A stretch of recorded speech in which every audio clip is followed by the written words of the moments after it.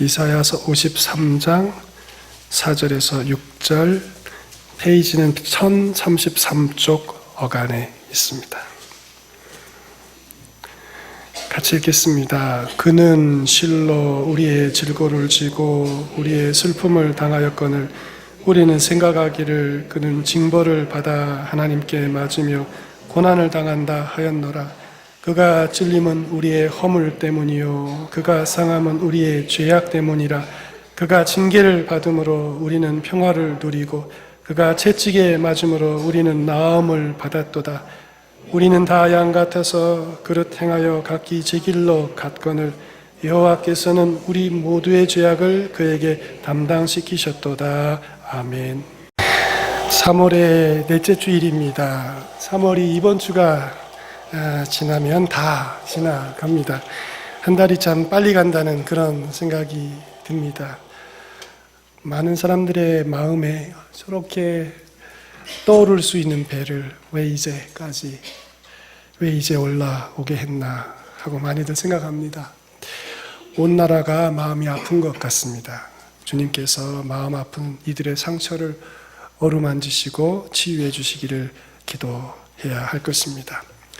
십자가로 가까이라는 주제로 넉주째 여러분을 만나고 있습니다. 오늘도 말씀 통해서 십자가로 가까이 나아가는 그런 우리 모두 될 수 있기를 기원합니다. 십자가라는 중대한 주제를 다루고 있습니다. 성경에서 가장 심오하고 핵심되는 주제는 역시 십자가 사건입니다. 십자가의 시작은 아주 오래 전에 계획된 것이다. 이런 말씀을 이미 드렸습니다.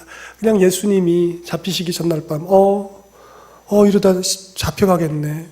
재판받다 보니까 이러다 십자가에 달리겠네. 달렸네. 이거 아니라는 거예요. 그렇게 되는 일이 아닙니다. 십자가 사건은. 많은 사람들이 그렇게 몰아붙이고 말하려고 애를 쓰는데 눈 똑바로 뜨고 성경 보면 그렇게 설명할 수가 없는 일입니다. 성부 하나님이 뱀에 대해서 책망하실 때 파라다이스에서 낙원에서 범죄한 인류와 함께 뱀을 책망하실 때 그때 십자가 얘기를 그때 하셨습니다. 성부의 입에서 직접 여인의 후손이 뱀의 머리를 짓이길 것이다 말이죠. 여인의 씨가 그것만 말하셨으면 완벽한 승리의 메시지인데 그 뒤편이 남아 있습니다. 그게 뭡니까? 뱀의 씨가 여자의 씨의 발꿈치를 또 짓이길 것이다. 그 안에 그리스도의 십자가가 고스란히 들어있어요. 그가 뱀의 머리를 짓이기시기 위해 당하실 그 모든 고난과 아픔이 그 안에 다 들어있습니다. 다. 그냥 어제 오늘 그냥 십자가 일이 생긴 거 아닙니다.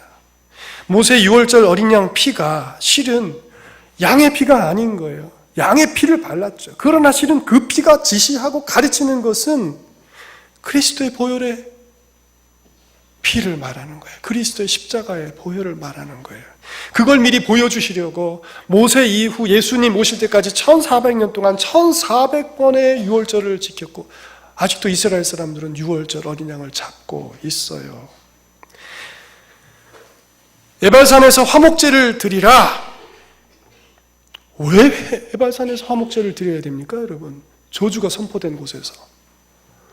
축복이 선포된 곳에서 잔치를 해야지.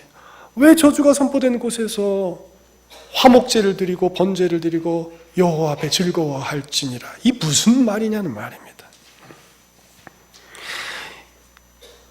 모세의 이 신명기가 단지 계명들, 의무 조항들의 묶음이 아니라 세대를 넘고 시대를 넘고 역사를 넘어서 오실 메시아를 바라보고 있다는 메시아적 성격을 가졌다는 서책으로 만드는 그런 중요한 사건이 바로 에발산에서 하나님 앞에 기뻐하며 뛰노은 일이에요. 십자가를 미리 보여주는 것이에요. 십자가를 미리 보여주는 거. 가나안에 들어가기 전에, 가나안에 들어가면서, 잃어버린 낙원에 들어갈 때 어떻게 가겠냐는 거예요. 모세 못 들어가는 거예요. 모세. 왜요? 율법을 가르친 사람이기 때문에 못 들어가요. 그냥 막 화내서 못 들어간 게 아닙니다. 그건 어쩌면 하나님의 모세를 위로하기 위한 핑계 같은 것이고, 실은 구원의 역사 저편 전체를 볼 때 모세는 율법을 가르친 사람이기 때문에 못 들어간 것이에요. 왜요? 율법을 지킴으로 하나님 앞에 의롭다 여김을 받을 자가 없다고. 하나님의 새로운 한 의가 나타났나니 곧 그리스도 예수를 믿는 믿음 안에 있는 의다. 이게 하나님 하고 싶은 말인 것이죠. 그래서 가나안에 들어갈 때 모세 못 들어가게 하시고 여호수아와 함께 들어가서, 여호수아의 이름이 예슈아입니다. 예슈아. 이스라엘에 가셔서 예수님 그러면 못 알아듣지만 예슈아 그러면 예수님이라고 알아들어요. 여호수아의 이름이 예슈아, 예수라는 말이에요. 그와 함께 가서 에발산에서, 저주의 산에서 예배를 드려요. 하나님이 세상을 어떻게 구원하시겠다는 걸 이렇게 분명하게, 그것도 말 한마디가 아니라 시위, 퍼포먼스, 민족을 동원해서 하나님이 그 장대한 스케일로 하시고 우리에게 뭐라고 말씀하시는 겁니까?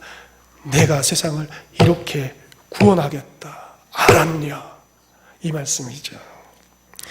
우리의 구원이 하나님의 마음속에서 오래도록 준비됐다는 이야기를 제가 오늘 하려고 하는 것입니다. 오늘은 십자가와 예언에 관한 얘기를 여러분하고 좀 나누려고 합니다. 이사야 선지자는 주전, 그러니까 기원전 8세기 사람입니다. 소명을 받은 게 주전 740년경입니다. 오늘 본문은 그의 서책 가운데 핵심 중에 핵심입니다. 여호와의 종의 노래라고 사람들이 보통 부르는 그 부분의 한복판에 있는 것이에요. 여호와의 종이 고난당하고 죽임당하고, 그런데 하나님의 영광의 수단이 된다. 이스라엘 나라가 회복되는 어떤 출발점이 된다. 여호와의 종이라는 사람, 야훼의 종이 와서, 에베드 야훼의 종이 와서 이스라엘 나라를 구원하는 어떤 일이 벌어진다. 그걸 예언한 것이란 말이죠.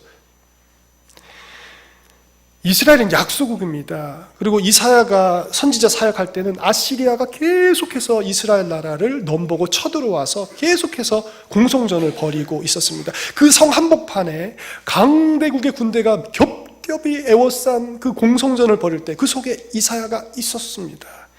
거대한 막강한 군대의 함성의 두려움이 어떤 것인지, 간담이 녹아내리는 것이 어떤 건지 이사야가 너무 잘 알아요. 근데 여러분, 이사야가 뭐라고 예언했습니까?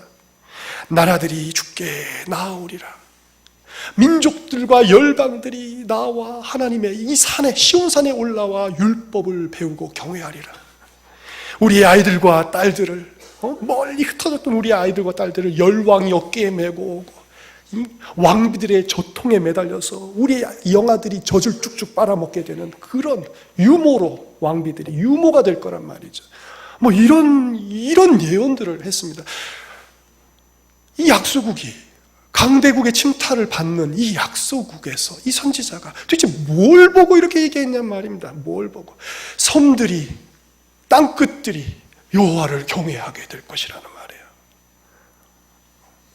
어디서 이런 게 왔냔 말이죠, 여러분. 그 지중해 연안의 모든 강대국들, 그들이 섬기던 신들 다 어디 갔습니까, 여러분?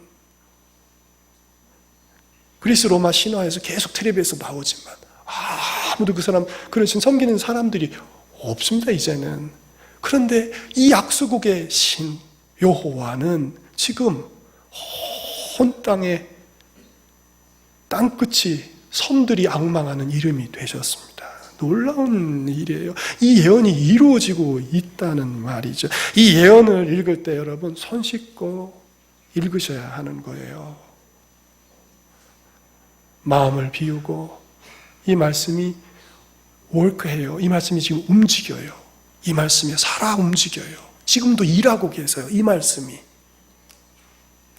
이 서책을 대할 때, 여러분, 이 말씀을 대할 때 여러분 그런 마음으로 함께 읽고 대했으면 좋겠습니다. 4절을 같이 한번 읽어보겠습니다. 그는 실로 우리의 질고를 지고 우리의 슬픔을 당하였거늘 우리는 생각하기를 그는 징벌을 받아 하나님께 맞으며 고난을 당한다 하였노라. 그는 실로 우리의 질고란 말은 질병이라는 말, 혹은 연약함이라는 말, 혹은 고난이라는 말로도 쓰입니다. 단어 하나가 범위가 되게 넓은 그런 단어입니다. 그러니까 질고라고 부르는 수밖에 없어요. 그는 실로 우리의 질고를 지고 우리의 슬픔을 당하였거늘 우리의 질고 우리의 슬픔을 당하였거늘 우리는 생각하기를 그는 징벌을 받아 하나님께 맞으며 고난을 당한다. 여기 그는 누굽니까? 그는 이런 질문을 하게 됩니다. 누군데 그가 우리의 질고를 지고 우리의 슬픔을 당하느냐? 그가 누구냐 말이죠. 게다가 여러분, 그가 우리를 위해 그런 일을 당하고 있는데 우리는 어떻게 생각한다고 그렇게 되어 있습니까? 우리가 어떻게 생각한다고? 그가 징벌을 받아 하나님께 맞고 고난당한다. 이렇게 생각을 하고 있다는 거예요. 하게 될 거라는 거예요. 이게 예언이어서 이루어지려면 어떻게 돼야 되냐면 누군가 우리를 위해 맞고 누군가 우리를 위해 징벌을 받아야 되는 거예요. 그런데 그 사람이 위하고 수고하고 헌신하는 대상인 우리가 바로 그 헌신과 수고와 고통의 대상인 우리가 그걸 몰라야 돼요. 어떻게 생각해야 되냐면 지가 못나서 지금 형벌받는 거야. 그리고 그것도 어느 정도냐면 하나님께 맡고 있는 거야. 이렇게 천형이라고 천형. 이렇게 우리가 생각해야 돼. 그래야 예언이 이루는 거예요. 그래야. 이것이 예언이어서 어디선가 역사의 시점 어느 순간 어떤 상황에서 딱 맞아서 성취됐다. 우리가 그렇게 평가해주고 말하기 좋아하는 사람들이 그 예언이네, 이루어졌나 보네, 뭐 이런 말 들으려면 고난을 위해서 당하는 그 사람이 고난당하는 그를 오해하고 있어야 해요. 오해받아야 돼요. 오해. 저 사람 하나님께 벌 받고 있다고 오해받아야 된다고요. 그는 형벌을 받아야 합니다. 어떤 형벌이든지 그가 지금 형벌 아래 있어야 해요. 그래야 예언이 성취되는 겁니다. 이 예언의 성취자가 되려면 형벌 중에 있어야 돼요. 형벌을 받고 있어야 되는 것이죠. 그것도 하나님께 벌을 받는 것으로 보여져야 돼요. 하나님께 형벌 받는 것으로 보여져야 한다고. 그런데 실은 그의 상황이 그것은 아니에요. 실은 그는 다른 사람을 위해 고난받고 있는 것이어야 해요. 그런데 바로 그 사람들이 그렇게 생각하기를 그 사람이 자기 죄와 악으로 벌을 받는다 하고 생각하고 있어야 하는 거예요. 이게 여러 가지가 다 맞아야 이 예언이 성취된 것이라는 말입니다. 현상하고 내용이 달라야 돼요. 내용은 누군가를 위해 누군가의 대체적인 대신으로 형벌과 고난을 받는 것인데 현상은 그 사람이 잘못해서 하나님께 벌 받는 것처럼 보여야 되는 수혜자들이 몰라야 돼요. 오해하고 깊이 그 오해가 굉장히 깊어야지 됩니다. 풀어낼 수 없을 만큼. 이 말의 전제가 뭡니까? 그는 무죄해야 해요. 그럼 제가 지금 말씀드리면서 이 극단을 막 말하고 있는데 이게 여러분 체조라고 생각해 보세요. 우리가 체조를 할 때 도둠닫기에서 여러 바퀴 돌고 비틀어서 딱 내리면 어떤 점수 나와요? 높은 점수 나오죠. 그걸 고난도 기술을 구사했다 그러지요. 여러분 오늘 이 예언을 보면서 이게 만약 예언이고 정말 이루어지려면 어떤 조건들이 만족되어야 되는지 지금 생각해 보시니까 어떠세요? 전환도예요? 고난도예요? 굉장히 고난도입니다. 이 사람은 죄인 중에 하나가 돼야만 해요. 그리고 자기가 사랑하고 수고하고 헌신한 그 대상으로부터 오해받아야 돼요. 그것도 천형이라고 오해받아야 돼. 그런데 절대로 이 사람은 죄가 있어서는 안 돼. 무죄해야 돼. 실제로는. 5절 같이 읽겠습니다. 그가 찔림은 우리의 허물 때문이요 그가 상함은 우리의 죄악 때문이라. 그가 징계를 받음으로 우리는 평화를 누리고 그가 채찍에 맞음으로 우리는 나음을 받았도다. 그는 찔려야 합니다. 그가 찔려야 돼요. 그는 상해야 합니다.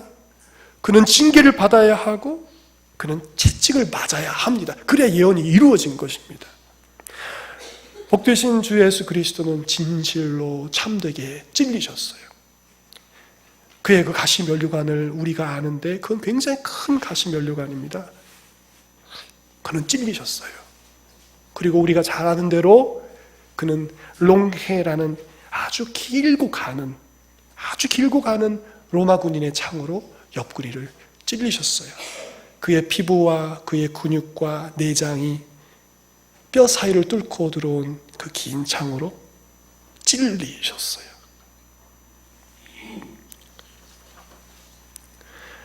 뭐가 나왔다 그랬습니까? 창을 빼니까 피가 나왔다 그랬습니까? 물처럼 보이는 혈청하고 피떡, 혈병이 나왔다고, 물과 피가 같이 나왔다고. 그는 참으로 찔리신 거예요. 그가 징계를 받아야 했고, 그가 채찍에 맞아야 했고, 그 예언을 이루기 위해서는 찔린 것, 상한 것, 징계를 받은 것, 채찍을 맞은 것, 그것이 또 다 우리 때문이어야만 하는 것이에요. 실상 그의 잘못이 아니고 우리 잘못이어야만 하는, 그는 무죄해야만 하는 것이죠. 그의 고난과 죽음은 실상은 우리의 허물과 죄악 때문이라는 말. 그러니까 그는 대신 찔리고 대신 상하고 대신 징계받고 대신 채찍 맞아야만 예언이 성취되는 것입니다. 고난도에 조각들이 다 모아져야 예언이 참으로 성취됐다고 말할 수 있습니다. 게다가 효과가 있을 것이라고 얘기를 합니다. 어떤 효과가 있다고 오늘 5절에 써 있습니까? 그가 그렇게 대신 찔리고 대신 상하고 대신 징계받고 대신 채찍 맞으면 어떤 효과가 있다고 되어 있습니까? 우리에게 평화와 나음이 있다, 이렇게 말했습니다. 할렐루야. 그리스도께서 이런 일을 당하시고 이 모든 일을 이루심으로 우리에게 참된 평화가 하나님께로부터 왔고 참된 치유와 회복이 있는 줄로 여러분 믿으시기 바랍니다. 6절을 같이 한번 읽어보겠습니다. 우리는 다 양 같아서 그릇 행하여 각기 제 길로 갔거늘 여호와께서는 우리 모두의 죄악을 그에게 담당시키셨도다. 각기 제 길로 갔다. 여러분, 제자들이 그날 예수님 잡히시던 날 밤에 어떻게 행동했습니까? 예수님 잡히시자 힘 한번 딱 써보고는 다 도망가 버리지 않았습니까? 다. 베드로도 장담하고 호언하던 베드로도 도망가고, 그리고 이 동료 제자들도 다 도망가 버리고 말았습니다. 엠마오로 가는 두 제자 얘기도 우리가 알지 않습니까? 아주 지치고 실망해서 주님 떠나서 예루살렘 떠나서 다른 곳으로 내려가 이탈해 버리고 있었습니다. 예수님의 제자들은 선생 예수가 잡힐 때, 십자가에 달릴 때 각기 제 길로 다 도망갔습니다. 이런 예언의 성취는 무척 어렵지 않겠습니까? 버림받아야 돼요. 이 예언의 성취자는 비참함, 초라함, 고통스러움과 함께 큰 어려움을 당해야 하는데 찔려야 하고 맞아야 하고 벌을 받아야 하고 오해를 받아야 합니다. 그것도 굉장히 큰 오해입니다. 그가 애를 쓰고 사랑과 헌신을 베풀었던 사람들은 지금 그가 당하는 어려움의 내용을 알지 못해야 해요. 무슨 연속극 보는 것 같지 않습니까, 여러분? 그는 지극한 고난과 죽음의 벌을 받되 하나님이 내리시는 벌인 것처럼 보여서 하나님께 벌 받고 있다고 사람들이 생각하게 하는 어떤 일이 있어야만 예언이 성취된다는 말이에요. 십자가형은 유대 종교 지도자들이 그렇게 빌라도에게 가서 빌고 부탁해서 만든 것이에요. 왜요? 자기들이 그냥 돌멩이로 쳐서 스데반 죽이면 되지 않습니까? 왜 안 했습니까? 잡히시던 날 밤에 저 으슥한데 그 산에 저 기도하는데 제자들 다 도망갔을 때 거기서 한 방에 딱 예수님 쳐서 죽이면 되지. 왜 안 그랬습니까? 십자가에 달아야만 순교자로 안 만들 수 있기 때문에 그렇게 한 거예요. 예수 그렇게 죽이면 순교자 된다 이거죠. 그럼 자기들이 또 다 원망 비판 받는다는 거예요. 소수의 사람들이 너희들이 그 선지자 의인 예수 죽였다고 나서면 자기들이 피곤하지 않습니까? 그래서 깨끗하게 완전 범죄하려고 쉬운 소리를 빌라도에게 가서 해가지고 로마 총독만 할 수 있는 권한이 있는 십자가에 예수를 매단 거예요. 뭘 근거로 했습니까? 나무에 달린 자마다 하나님께 저주를 받은 자니라. 지난번 제가 말씀드리지 않았습니까? 그걸로 딱 깨끗하게 손 딱 털려고 생각했던 것이에요. 하나님께 저주를 받으면 메시아가 못 되거든요. 메시아는 구약 성경에서 하나님께 축복받은 존재예요. 그런데 하나님께 저주를 받으면 메시아가 아니지 않습니까? 그렇게 증명하고 끝내버리려고 생각을 했는데 그게 일이 잘 안 됐던 거죠. 여러분, 어쨌거나 외관상으로 이 일이 이루어져 버린 거예요. 예수의 대적들의 손으로 이 예언이 이루어져 버린 거예요. 하나님께 맞고 있다고 여겨져야 되는 어떤 상황이 딱 발생한 것이죠. 그것도 원수들의 손으로. 놀랍지 않습니까? 하나님의 섭리 안에서 마귀마저도 그의 종에 불과하다고 믿음의 사람들이 얘기하지 않아요. 각기 제 길로 다 사라져버렸습니다. 완벽하게 버려졌어요. 완벽하게 망했습니다. 완벽하게 죽었어요. 완벽하게 실패했습니다. 완벽하게 오해받았어요. 평생을 경건하게 살았는데 완벽하게 불경건한 이로 최후를 마친 것이에요. 예수라는 한 사람은. 회복의 방법이나 길이 전혀 보이지 않았습니다. 누구도 이 상황을 뒤집을 수 없을 것 같을 때 이 상황이 뒤집어졌어요. 예언이 다 이루었습니다. 예수가 죽고 무덤에 돌무덤에 갇히고 모든 구약의 예언이 다 완벽하게 이루어졌습니다. 조금 앞으로 돌아가서 도대체 이런 예언을 왜 성취해야 하는 거야? 이렇게 물을 수 있습니다. 아니면 도대체 누가 이런 예언의 당사자가 되고 싶겠어? 여러분 보고 이거 하라 그러면 하실 수 있겠습니까? 할 수 있는 능력을 준다면 여러분 이런 거 하고 싶으시겠습니까? 누가 이런 일을 왜 하는 거지? 누가 이런 일을 하고 싶다고 해도 누가 나서서 이런 일을 할 수 있겠나? 고양이 목에 방울 달기지. 고양이 목에 방울 달면 다 쥐들이 좋아하겠지. 근데 어느 쥐가 가서 고양이 목에 방울을 답니까? 근데 누가 달아버렸어요. 여러분 지금 딱 석절 봤습니다. 석절. 지금 딱 구약 성경에 예수님에 대한 예언이 이 전체가 다인데 그 중에 딱 석절 봤는데 그 조건, 만족시켜야 될 조건이 지금 도대체 몇 가지냐고요. 그리고 그게 가짓수만 문제입니까? 얼마나 심각하고 진지한 예언의 조건들이 가득 있습니까? 이걸 다 맞추어서 다 이루어야 되는 어떤 일을 누가 했냐고요. 해버렸어요. 고양이 목에 방울을 달아버렸어요. 예수님이. 오해를 받아야 하고 사랑하는 사람이 그 내용을 몰라야 하고 수고하고 헌신한 대상들이 눈앞에서 모두 다 자기를 버리고 도망가 버려야지 되고 맞아야 하고 찔려야 하고 버려져야 하고 죽어야 해요. 그것도 다 하나님이 벌을 내리셔서 그렇게 됐다는 극심한 오해의 대상이 돼야 합니다. 이걸 다 이루어 버렸어요. 누군가가. 노스트라다무스는 1503년에 태어났습니다.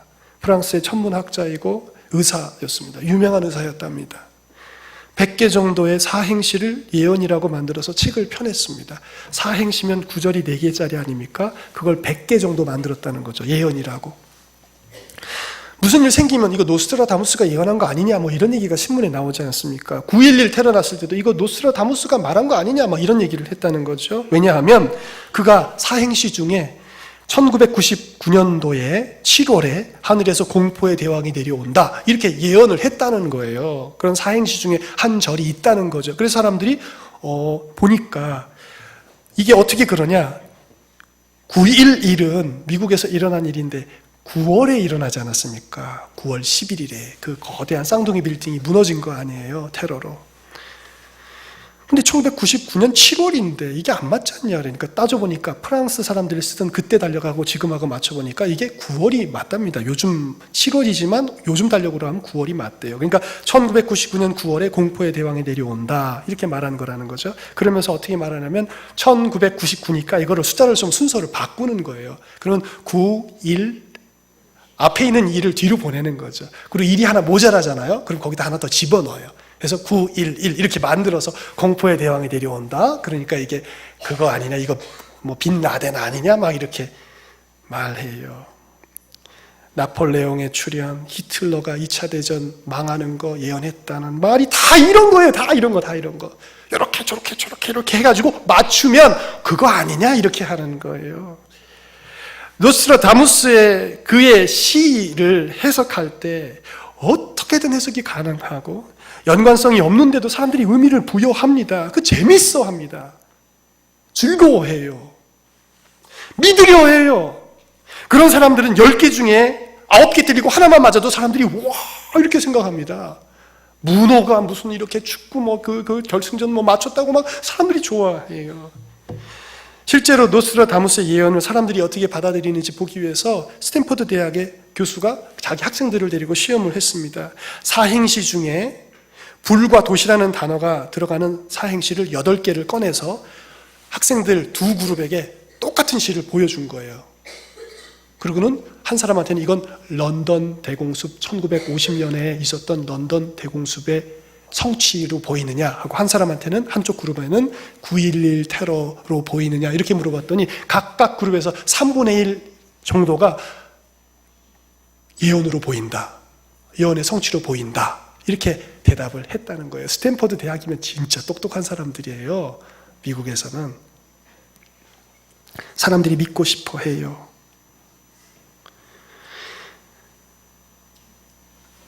여러분, 구약의 예언은 이런 거 아닙니다. 제가 지금 이 얘기 왜 드리는지 아시겠죠? 이렇게 재미삼아 이렇게 맞춰보고 이렇게 옮겨보고 해서 맞추는 그런 거 아니에요. 십자가의 시작이 언제서부터 계속됐다고? 언제부터 됐다고요? 창조의 때 낙원에서 범죄한 인류에게 책임을 물으실 때 그들을 범죄케 한 뱀에게 성부께서 직접 뭐라고 하셨다고요? 예수님 오시기 1400년 전에 창세기가 쓰여진 책입니다, 여러분. 여자의 씨가 뱀의 씨의 대가리를 짓이길 것이다 말이죠. 그걸로만 안 끝나요? 뱀의 씨가 여자의 씨의 발꿈치를 짓이길 것이다. 여러분, 이거 어떻게 해석해야 하냐고요? 성부께서 직접 말씀하신 이 말을, 구주께서 십자가에서 돌아가시고 죽으실 마지막 순간에 자기 어머니를 사모님 이렇게 불렀어요. 사모님, 여인이여, 이 사모님 그렇게 부르는 거예요. 자기 엄마를 왜 그때 사모님 이렇게 부르냐고요. 자기가 여자의 후손이거든요. 온 인류에 하나밖에 없는 여자의 후손인 거예요. 자기가 여자의 후손이라는 것, 창세기에 나오는 낙원에서 하나님 하신 바로 그 여자의 씨가 자기라는 걸 주님이 너무 크게 암시해 주신 거예요. 기원전 1400년 모세와 그의 노예 동족들이 이집트의 억압과 학대에서 탈출할 때 하나님께서 유월절을 지키라, 양을 잡아서 피를 문에 바르라, 그 잔치 참여자들의 집에 피를 바르라. 그 양을 먹어요, 가족들이 앉아서. 근데 뼈를 꺾지 말아라. 이게 뭐냐고요? 이게 뭐냔 말이에요. 예수께서 십자가에서 무릎이 꺾이실 바로 그 타임에 원수들의 이 계책과 관계로 무릎이 꺾이셔야 그때 그것을 섭리적으로 주께서 막으시고 그의 모든 뼈를 지키신 일이 뭐냐는 거죠. 유월절 어린 양 그 사건이 바로 예수 그리스도를 가르치기 위한 것이구나 하는 걸 우리가 인정하고 받아들이지 않을 수가 없어요. 피를 바르라는 거예요. 피를. 그 피가 너희를 구원하리라 말이죠. 이걸 어떻게 예수님과 연관짓지 않고 지나가는 그런 일이 어떻게 가능합니까, 여러분? 에발산에서 잔치를 했어요. 축복을 선언한 그리심산이 아니라 그 저주의 내용이 지난번에 말씀 전할 때 그 바로 이어서 있었는데 제가 안 읽어드렸습니다. 왜냐하면 너무 분위기가 나빠질까 봐. 제가 한번 읽어드리겠습니다. 그의 부모를 경홀히 여기는 자는 저주를 받을 것이라 할 것이요 모든 백성은 아멘 할지니라.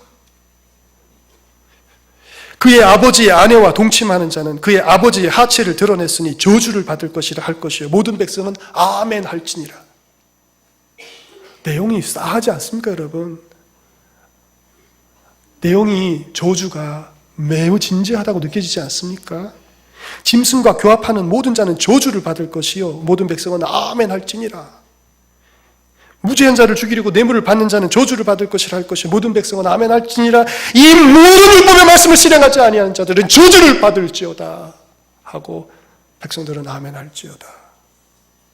여러분, 이 무섭고 두려운 저주의 말을 낭송한 그곳에서 화목제를 드리고 번제를 드리고 요 앞에 즐거워하라는 거예요, 여러분. 구주 예수 그리스도의 십자가 이외에는 이것을 설명할 방법이 어디에도 없습니다. 이것은 사람의 머리나 사람의 대갈통에서 나온 일이 아닌 것이에요. 제가 지금 대갈통이라 그래서 화나셨습니까?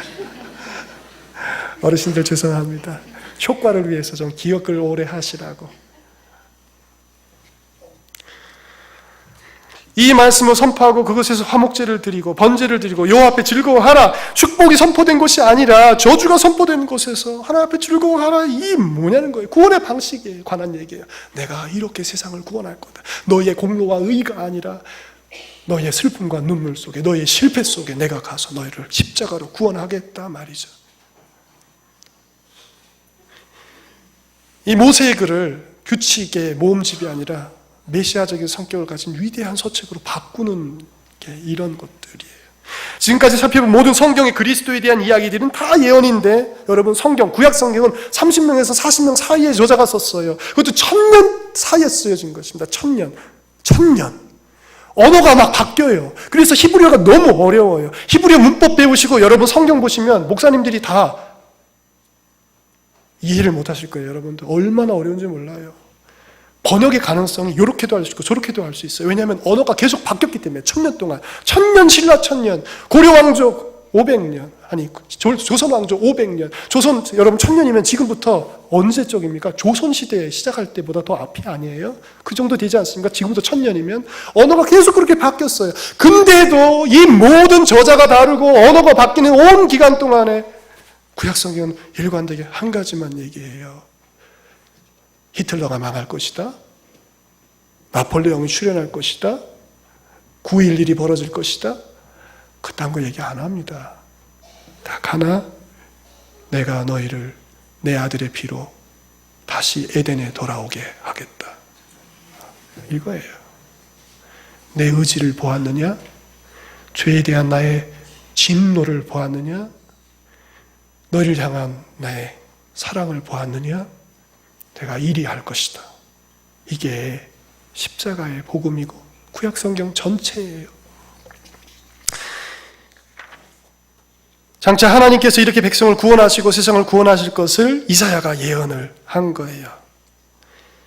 여러분, 이사야가 46장 10절에 이렇게 말을 했어요. 그냥 한번 들어보세요. 내가 시초부터 종말을 알리며, 시초부터 종말을 알렸다는 거죠. 아직 이루지 아니한 일을 옛적부터 보이고 아직 이루어지지 않은 것을 옛적부터 보여주셨다는 거예요. 나의 뜻이 설 것이니 내가 나의 모든 기뻐하는 것을 이루리라. 내가 말하였은즉 반드시 이룰 것이요 계획하였은즉 반드시 시행하리라. 예언을 베풀고 성취해 나간다는 것은요, 역사를 누가 다스리느냐 그 문제입니다. 이사야에겐 이게 너무 중요해요. 만방의 모든 것이 다 헛된 신이라는 거예요. 예언해봐라 말이에요. 장래일을 말해봐. 너 신이야? 말해봐. 이사야가 계속 들이대고 있지 않습니까? 이 모든 일의 결국을 들었으니 어찌해야 합니까? 예언의 핵심이 뭡니까? 역사는 믿음을 보시기 위한 시뮬레이션 같은 거예요. 우리는 그분의 시뮬레이션 같은 것 안에 들어와서 믿음을 보이도록 부름받은 사람들입니다. 역사와 이 예언의 핵심이 뭡니까? 예언이라는 것의 핵심이 뭡니까? 그건 하나님이 승리하신다는 거예요. 하나님이 마지막에 승리하신다.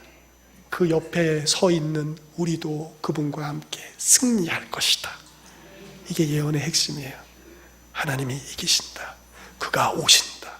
그가 오셔서 신원하실 것이다. 홍해가에 이 히브리 종들이 홍해가 덮일 때 파라오가 그렇게 자랑하던 이집트의 전차 대군단이 덮이는 홍해 바닷물에 그냥 막 이 전차들이 막 공중에 날아다녔다는 거죠. 덮이는 바닷물에. 그걸 보면서 말과 그 탄자를 바다에 던지시는 하나님을 노래했어요. 우리가 역사의 마지막 그 강변에 서서 하나님의 위대한 승리를 보게 될 것이에요. 그게 예언의 핵심이에요. 오늘 여러분이 어떻게 살 것인가 말이죠. 이 위대한 예언을 가지고 있는 사람으로, 역사의 마지막이 어떤지를 확인하고 보는 사람으로, 십자가 안에서 내 운명의 끝에 뭐가 있는지 보는 사람으로 어떻게 어떻게 하겠느냐 이거예요. 십자가로 가까이 나가시라는 거예요. 무엇을 먹을까? 무엇을 입을까? 걱정하지 말라. 이는 다 이방인들이 구하는 것이니라. 공중나는 새를 보라. 농사 짓지 않고 길쌈도 하지 않고 창고에 모아 들이지도 아니하나니 너희 천부께서 먹이시느니라. 십자가로 가까이. 그는 죽고 우리는 살았습니다. 그는 맞고 우리는 나음을 입었어요. 우리는 다 양같아서 각기 다 제 길로 갔습니다. 제자들이 다 흩어졌어요. 다 꽁꽁 숨었습니다. 그런데 그 모임 중에 제일 낮고 천하고 무시받던, 아마 제자들 중에 있고 예수를 따른다 하는 사람들 가운데 있었지만 아마 제일 형편없는 사람이었을 것입니다. 막달라 마리아, 직업 여성이었어요. 근데 그녀가 예수님 살아난 걸 봤다고 얘기하니까 십자가의 충격이 무척 컸구나. 하긴 예수님이 저 여인을 그리 아끼셨지. 그런데 자꾸 하나둘 더 느는 거예요. 예수님 살아났다고, 내가 만났다고. 엠마오를 가진 사람들도 막 돌아오는 거예요. 내가 예수님 만났다고, 너 왜 봤냐고. 모든 게 끝나고 모든 게 완벽하게 망한 것이 어떻게 일어섰냐고요. 예수께서 다시 사셨기 때문에 그거 이외에는 다시 설명할 방법이 아무것도 없습니다. 오늘 이 주님께서 여러분과 함께 하시고 예언의 결국을 들은 여러분들은 그리스도와 함께 사시고 승리하신 복된 성도들 다 되시기를 축원합니다. 갈보리 산 위에 우리 찬송 한번 같이 부르겠습니다.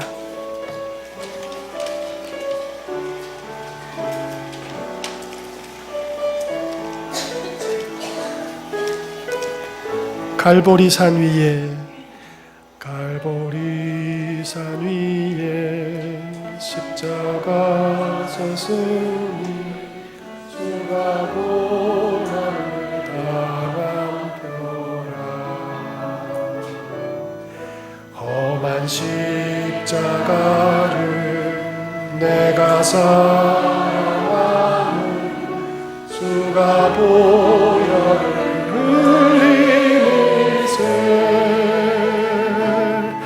최후 승리로 끝까지 그의 십자가 사랑하니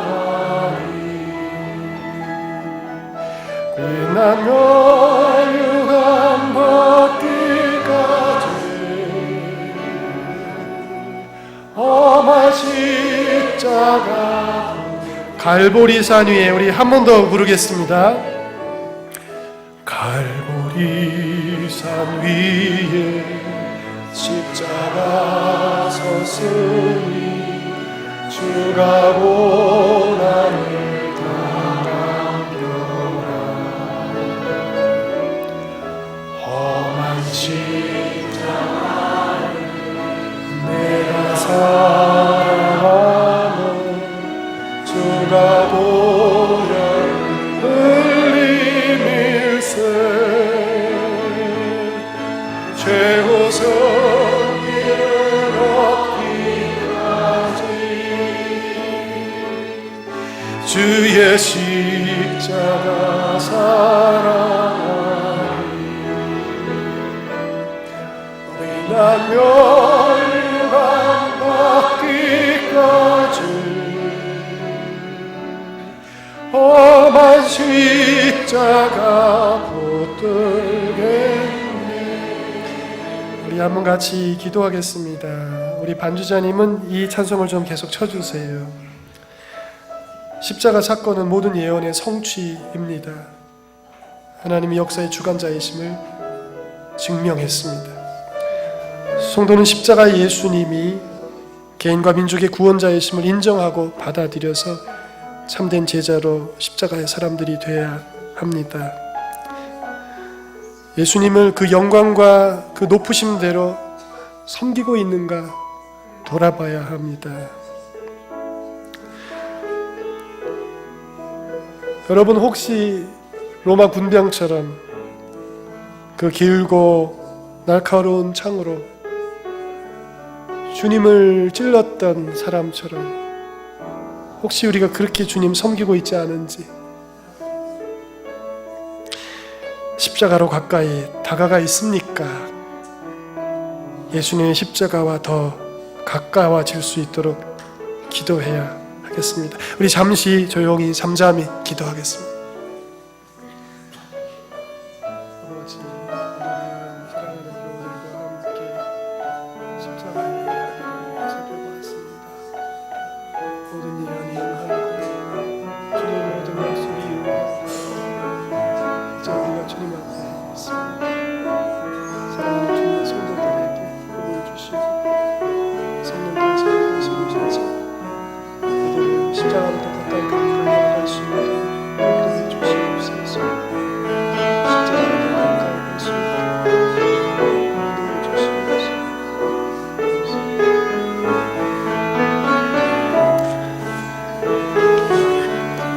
혹시 이 자리에 아직 예수님 마음에 영접하지 않은 분 계시면 한번 나 예수님 믿겠다. 나 예수님 믿겠다. 예언의 성취자이신 주님, 역사의 중심이신 그분 내가 믿겠다. 이런 분 계시면 한번 손 들어봐 주십시오. 제가 위해서 기도해 드리겠습니다. 손 들어봐 주시면 제가 기도해 드리겠습니다. 예. 제가 기도하겠습니다. 다 같이 좀 따라해 주십시오. 예언의 성취자이신 예수님, 지금 저의 마음의 문을 엽니다. 저를 주님의 십자가의 보혈로 씻어 주십시오. 제 마음의 주인이 되어 주십시오. 내 힘으로 살 것이 아니요 예수님의 사랑의 힘으로 살아가게 해 주십시오. 십자가의 주님을 믿습니다. 저를 구원해 주십시오. 예수님 이름으로 기도드립니다. 아멘. 다 일어나셔서 갈보리산 위에 우리 2절부터 3절까지 같이 부르겠습니다.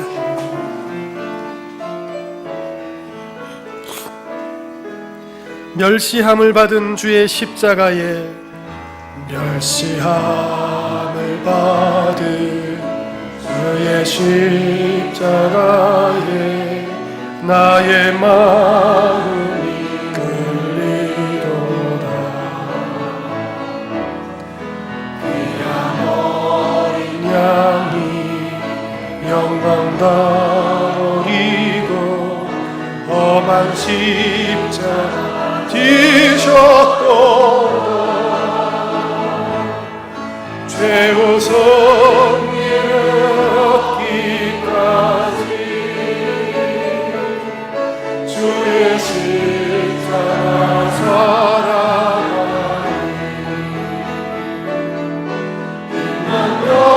멸류관 받기까지 험한 십자가 험한 십자가에 주가 흘린 피를 험한 십자가에 주가 흘린 피를 믿는 마음으로 바라보니 나를 용서하고 내 죄 사하시려 주가 흘리신 보혈일세. 최후 승리를 얻기까지 주의 십자가 사랑하니. 아멘. 난 멸류관 받기까지 험한 십자가 붙들게 주가 예비하신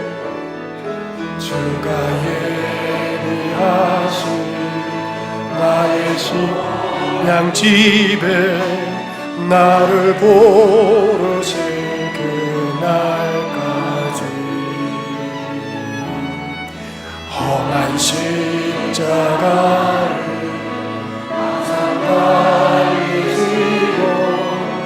내가 죽고 주소하니 최후 승리를